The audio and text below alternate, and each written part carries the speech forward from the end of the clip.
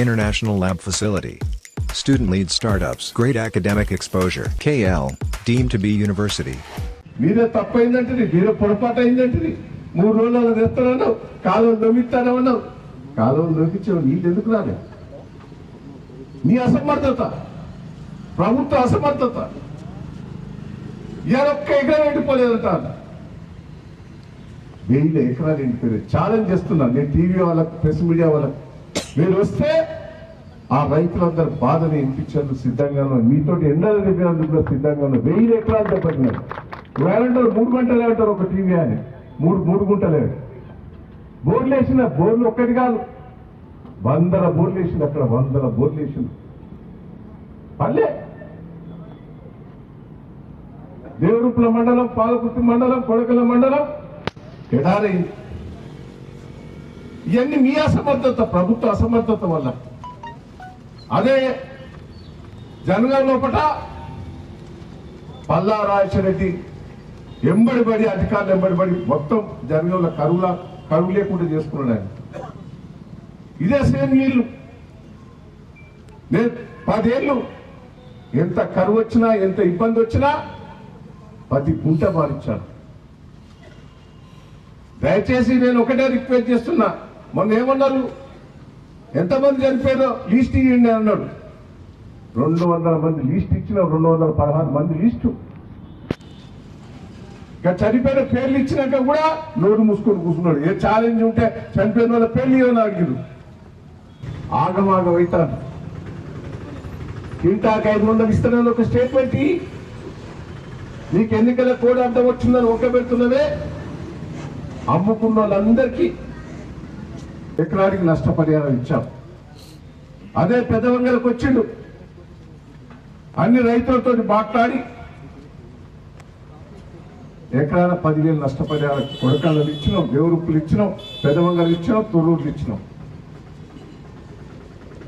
మరి మీరు ఈ పంట నష్టం ప్రభుత్వ పొరపాటు వల్లనే. ప్రభుత్వ పొరపాటు. ఎందుకంటే దేవాదులో ఫుల్లు ఉన్నాయి, ధర్మసాగరం నీళ్లున్నాయి, గన్పూర్ రిజర్వాయర్ నీళ్లున్నాయి. వీళ్ళ కోఆర్డినేషన్ చక్కగా లేక ఒకసారి అంటే ఇక్కడ ఎమ్మెల్యే గారు, ఇంకో ఎమ్మెల్యే గారు అత్త పొరపాటు జరిగింది, తప్పైంది సార్, తప్పైంది. వాళ్ళే అన్నారా? మిగిటి వాళ్ళు వినాలే, ఇటు పెడతారు అటు పెడతారు వాళ్ళు. ఎవరైనా వాళ్ళకి పొరపాటు జరిగింది, 10 రోజులలో నీళ్లు తీసుకొస్తారా, 2-3 రోజులలో నీళ్లు మొత్తం పారుతాయి అన్నారు. ఎడబోయింది. ఈ రోజు ఎంత అద్భుతంగా చేశామండి. కేసీఆర్ నాయకత్వంలో ఎంత డెవలప్మెంట్ అయింది. ఒక్క చెర్లకు నీళ్లు లేకపోయింది, ఎలా చెర్లు బాగు చేసుకున్నాం. ప్రతి చెర్లకు నీళ్లు తీసుకొచ్చాం. తాగేందుకు నీళ్లు లేవు, తండల పంటి. ప్రతి తండల ఇలా వాటర్ ట్యాంకులు కట్టించి నీళ్ళు ఇచ్చాం.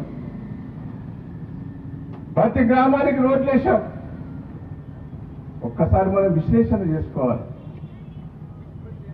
నీళ్లు వచ్చినాయి, కరెంట్ వచ్చినాయి, ఊరు బాగుపడ్డది. ఇంకా ఏదో వీళ్ళ ఆశ పెట్టే వారికే ప్రజలు నమ్మింది. 10 సంవత్సరాల టీఆర్ఎస్ ప్రభుత్వ పనితీరు, 4 నెలల లోపల కాంగ్రెస్ ప్రభుత్వ పనితీరు కూడా మనం ప్రజలకు వివరించే ఏర్పాటు చేయాలి. ఎంత మోసం చేస్తానంటే కాంగ్రెస్ పార్టీ బ్లాక్ మెయిల్ చేసి కొంతమందిని బెదిరించి పార్టీలో చేసుకుంటారు. తప్పుడు వాగ్దానాలతోటి మోసం చేశారు. నేను ఒకటే కార్యకర్తలందరికీ కూడా ధైర్యం ఉండాలి. కేసీఆర్ గారు చేసినంత పనులు ఎవరు కూడా చేయలే. ఏందండి గ్రామాలు, ఇదివరకు పాలకుర్తికి రావాలంటే ఇట్లా దిగి వచ్చేది, మొండ్రాయికి దిగి వచ్చేది, జనగం ఇంకా రాకపోయింది. అదే తిరిగా ఇటు రాకపోయింది. నేను ఒకటే మిమ్మల్ని అందరినీ కూడా కోరేది, ధైర్యంగా ఉండాలి.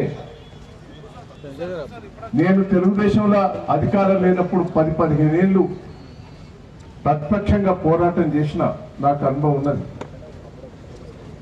పోరాటాలకు మనం సిద్ధం కావాలి.